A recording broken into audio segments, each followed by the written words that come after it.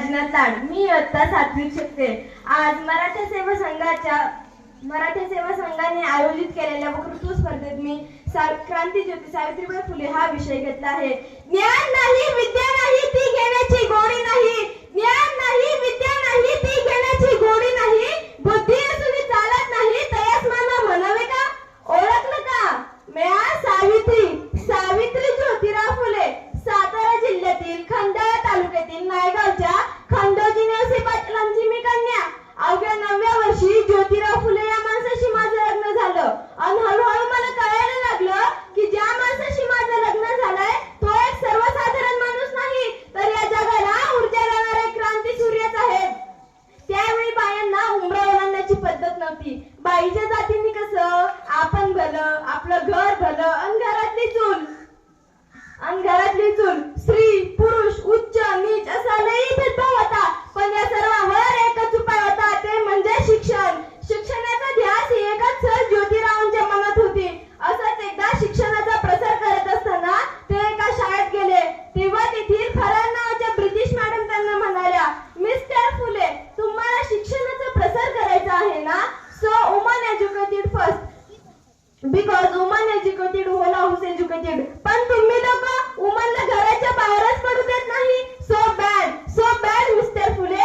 झालं, ते आले माझ्याकडे पाटीनी पेन्सिल घेऊन आणि मला म्हणाले, सावित्री, आजपासून मी तुला शिकवणार. झालं, सुरू झाला माझा अभ्यास. काना मात्रा वेलांटी आकार उकार बे के बे बेतून उच्चार बेत्रिक्सा सारं लिहायला शिकले मी आणि वाचायला सुद्धा शिकले आणि बघता काव्य सुद्धा रचू लागले. आणि अशातच 1 जानेवारी, होय, शनिवार दिनांक 1 जानेवारी 1848 ला पुण्यातील बेडेवाड्यात आम्ही सर्व धर्मीय मुलींसाठी पहिली शाळा सुरू केली आणि मी पहिली शिक्षिका आणि मुख्याध्यापिका सुद्धा झाले.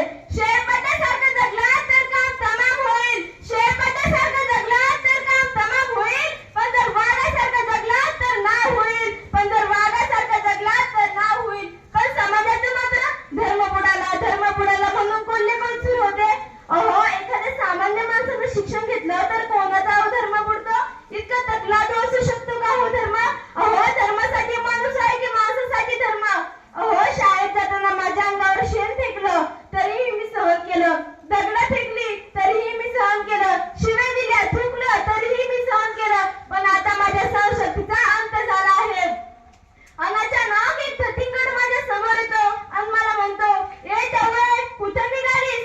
आधी आमच्या पोरीबाईंना शिकवणं बंद कर. तुला तुझी अब्रू प्यारी आहे का तुझे शिक्षण? कदाचित त्याला माहित नसावं की आम्ही सुद्धा ज्योतिराव पैलवानांच्या पत्नी आहोत. असा हात घेतला, संगत त्याच्या कानाखाली वाजवली आणि सुनावलं, आज आलास, थोबड फुटलाय, पण जर फुटणारच ना तर तुझ्या रक्तानं धरती रंगवीन.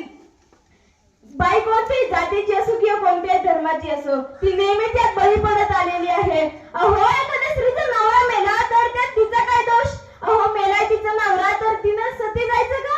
यासाठीच आम्ही आवाज उठवला. इंग्रज सरकारांकडे मागणी सुद्धा केली आणि इंग्रज सरकारांनी सती प्रथा बंद केली.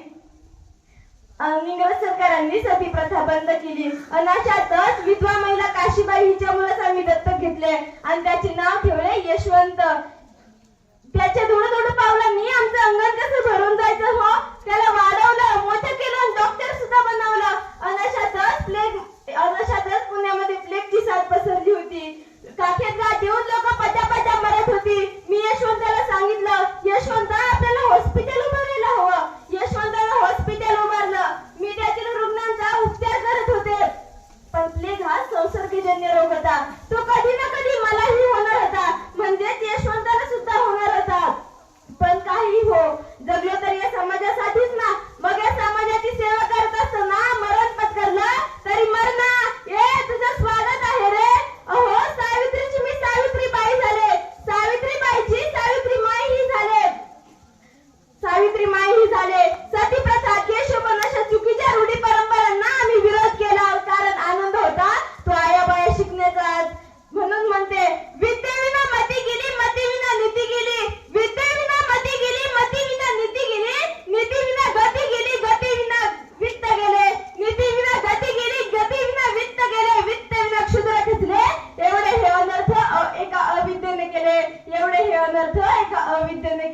म्हणूनच मुलींना शिकवा, मुलींना वाचवा आणि या देशाची साक्षरता वाढवा.